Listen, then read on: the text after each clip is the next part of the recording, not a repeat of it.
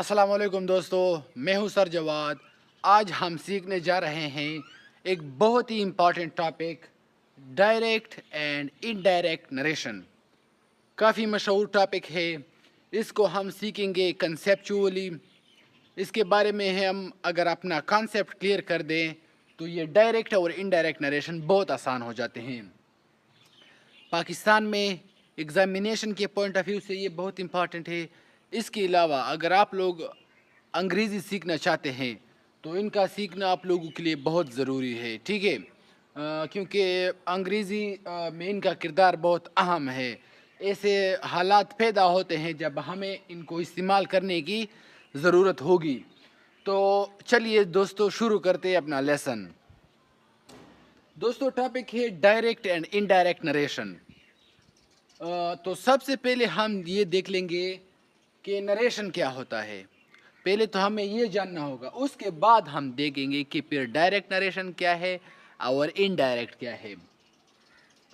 तो नरेशन की डिफिनीशन ये है कि किसी शख्स की बात को आगे दूसरे शख्स को बताना। किसी शख्स की बात को, एक शख्स ने कोई बात की, उसे आप आगे किस तरह बताते हो, ठीक है ना। मिसाल के तौर पर अली ने कहा मैं कॉलेज जा रहा हूँ, ठीक है। ये है अली के अल्फाज, ठीक है ना, अली के अपने अल्फाज। अली ने कहा कि वो कॉलेज जा रहा था, आपके अपने अल्फाज। किसी शख्स की बात को दूसरे शख्स को बताना सादा लफ्ज़ों में, इसको कहते हैं नरेशन। एक शख्स ने कोई बात की, आपने वो बात आगे किस तरह बतानी है, तो इसके लिए आप या तो डायरेक्ट बात करेंगे या इनडायरेक्ट। इसको कहते हैं डायरेक्ट और इनडायरेक्ट। यानी कि डायरेक्ट नरेशन का मतलब होता है ओरिजिनल वर्ड। अली ने कहा कि मैं कॉलेज जा रहा हूँ, ये अली की ओरिजिनल अल्फाज है अपने। तो ये है ओरिजिनल वर्ड, इसको कहा जाता है डायरेक्ट नरेशन। यही बात अगर आप अपने अल्फाज में कहें तो इसको कहेंगे इनडायरेक्ट नरेशन, यानी बात अपने लफ्ज़ों में आगे बताना। तो चलिए दोस्तों, अब देखते हैं वन बाय वन के डायरेक्ट नरेशन क्या होता है, इनडायरेक्ट नरेशन क्या होता है, हाँ, और हम इनको अंग्रेज़ी ज़बान में किस तरह बनाते हैं। तो दोस्तों, सबसे पहले हम पढ़ते हैं कि डायरेक्ट नरेशन या डायरेक्ट स्पीच क्या होता है। दोस्तों, डायरेक्ट स्पीच में इसमें हम एग्जैक्ट अल्फाज लिखते हैं, यानी हू बहू सेम अल्फाज लिखते हैं जो किसी ने कहे हों। अपनी तरफ से इसमें कुछ ऐड नहीं करते हैं। इसका ये स्ट्रक्चर है। सब्जेक्ट, सबसे पहले आप लोग सब्जेक्ट लिखेंगे, प्लस ये टी है सब्जेक्ट, ये प्लस का निशान है, प्लस सेड। पहले पहले आप लोग लिखेंगे सब्जेक्ट कोई भी हो, उसके बाद आप लोग लिखेंगे सेड ये वर्ड, उसके बाद कॉमा, उसके बाद जो एक्चुअल वर्ड्स होते हैं, जो असली अल्फाज होते हैं जो जिसने कहे हों, उसको हम ये कोटेशन मार्क के अंदर लिख लेंगे, ठीक है। ये ज़रूरी बातें हैं, ये स्ट्रक्चर है डायरेक्ट का। एग्जाम्पल देखते हैं। सब्जेक्ट ही, सेड यहाँ पर लिखा है, प्लस कॉमा, ये हमने कॉमा लिखा है, ये स्ट्रक्चर ज़रूरी है। उसके बाद जो एक्चुअल वर्ड्स है, असली अल्फाज हैं, ये उसको हमने ये कॉमाज में लिखा है, ठीक है ना। तो he said I am tired, ये क्या है, डायरेक्ट नरेशन का एग्जाम्पल है। तो डायरेक्ट नरेशन या डायरेक्ट स्पीच के जितनी भी सेंटेंसेस होंगे, आप अगर लिखेंगे या बोलेंगे तो इस तरह, यानी ये मोस्टली आप लिखते हैं ये, तो ये स्ट्रक्चर है, ये अपने पास नोट कर लें। इसी के मुताबिक सारे सेंटेंसेस आप लोग बनाएं।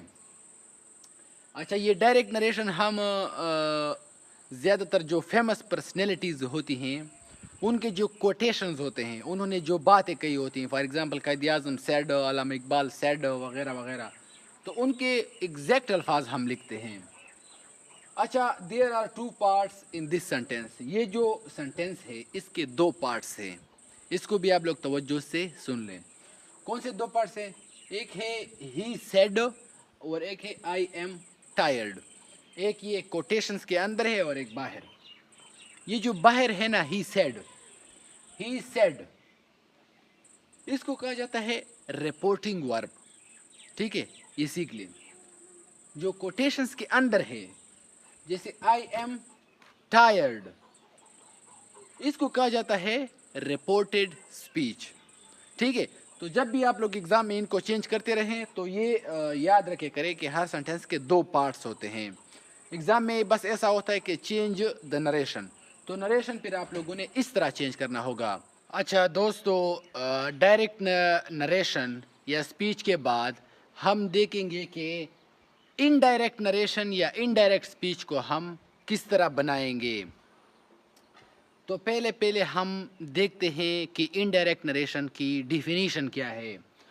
इसमें हम किसी की बात अपने अल्फाज में बताते हैं।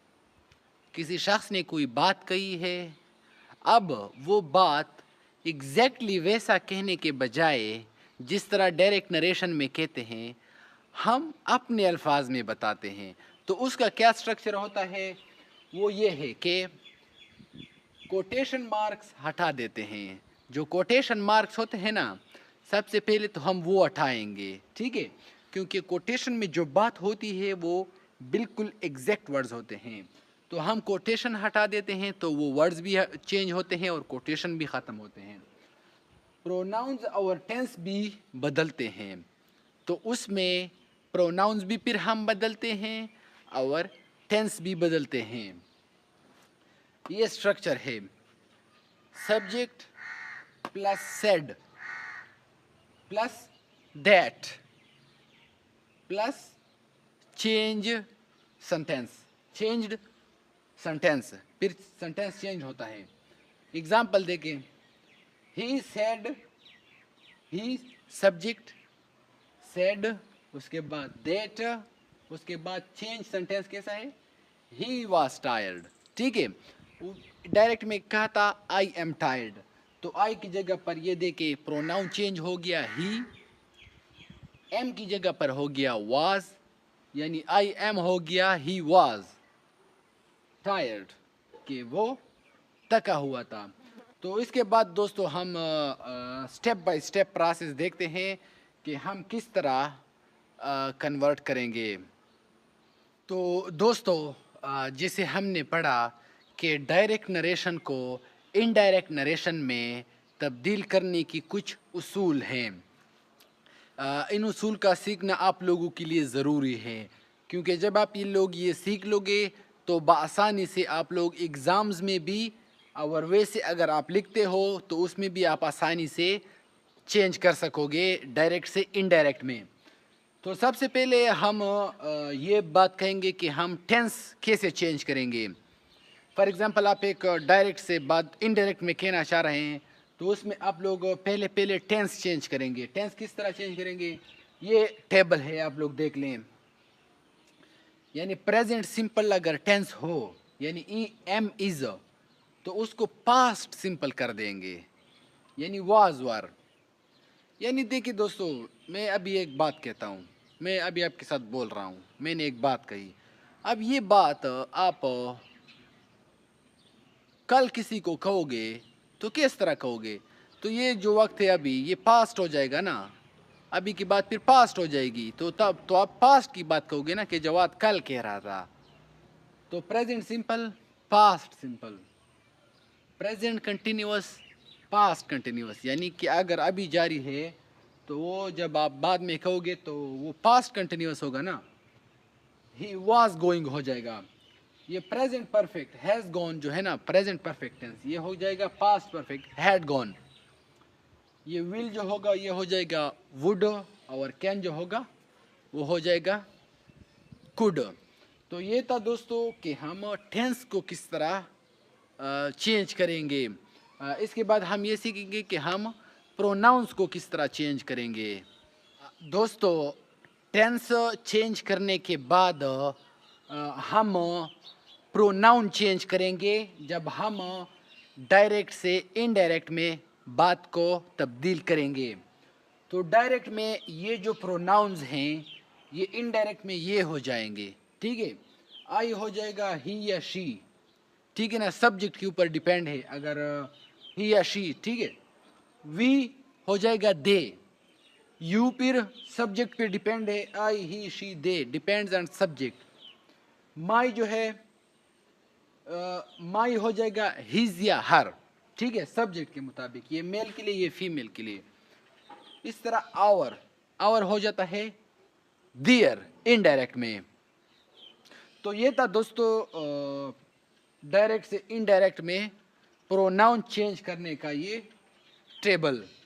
दोस्तों इसके बाद टेबल है टाइम एंड प्लेस, यानी वक्त और जगह चेंज हम किस तरह करेंगे जब हम डायरेक्ट से इनडायरेक्ट में बात चेंज करेंगे।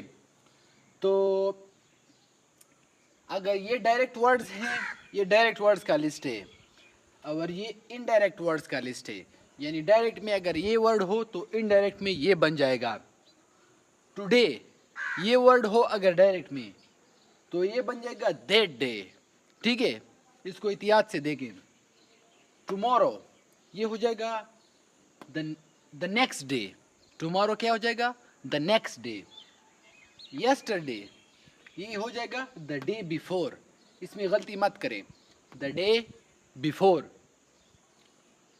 नाउ हो जाएगा देन, हियर हो जाएगा देयर।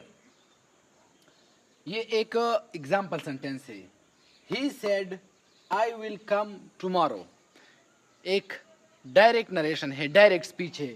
हमें किस तरह पता चल रहा है, स्ट्रक्चर से, ही सेड हमें, और इसके बाद कोटेशन मार्क्स और एग्जैक्ट लफ्ज, ठीक है ना, इससे हमें पता चल रहा है। इसको इनडायरेक्ट में चेंज कैसे करेंगे, ही सेड दैट, ठीक है, स्ट्रक्चर आप लोगों ने लिखा होगा, मैंने बताया था। ही सेड दैट, दैट हमने लगा दिया, ये कोटेशन मार्क्स हमने कोटेशन मार्क्स रिमूव कर दिए, आई की जगह पर ही लगा दिया। क्यों ही लगा दिया, क्योंकि सब्जेक्ट के मुताबिक, ये देखिए हमें पता है ना कि सब्जेक्ट मेल है, तो ही ये जो है विल, इसको हम करेंगे वुड, ठीक है, would come the next day. यहाँ हमने क्या लिखा था, टुमारो, यहाँ पर द नेक्स्ट डे, ठीक है ना। ये सेंटेंस भी चेंज कर दिया, कोटेशन मार्क्स भी खत्म कर दिए, और टेंस भी चेंज कर दिया, टुमारो की जगह पर द नेक्स्ट डे भी लिख दिया। तो ये था दोस्तों टाइम एंड प्लेस को चेंज करना। ये तो जो सिंपल सेंटेंसेस होते हैं उनके लिए। इसके बाद हम देखेंगे कि जो अगर कोई क्वेश्चन पूछा गया हो डायरेक्ट में तो उसको इनडायरेक्ट में कैसे चेंज करेंगे, और अगर कोई कमांड दिया हो यानी ऑर्डर दिया हो तो उन सेंटेंसेस को किस तरह हम चेंज करेंगे, अगर डायरेक्ट में दिए हो तो इनडायरेक्ट में। अच्छा दोस्तों, आखिर में हम ये स्ट्रक्चर देखेंगे कि अगर डायरेक्ट स्पीच में कोई कमांड हो या कोई रिक्वेस्ट हो तो उसको हम इनडायरेक्ट में किस तरह चेंज करेंगे।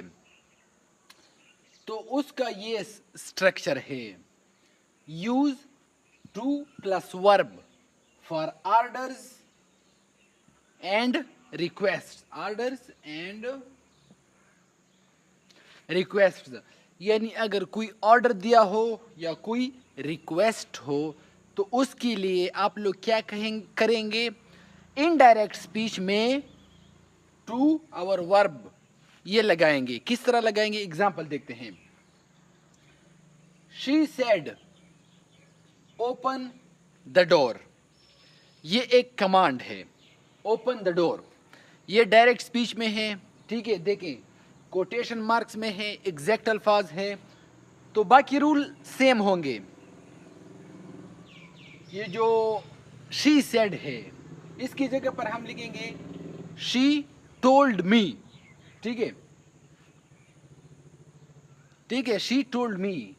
अब आ गया इसकी बारी, कोटेशन मार्क्स को हम फिनिश करेंगे, कोटेशन सब में खत्म होगा क्योंकि कोटेशन जो है ना ये एग्जैक्ट अल्फाज के लिए सिर्फ यूज होता है।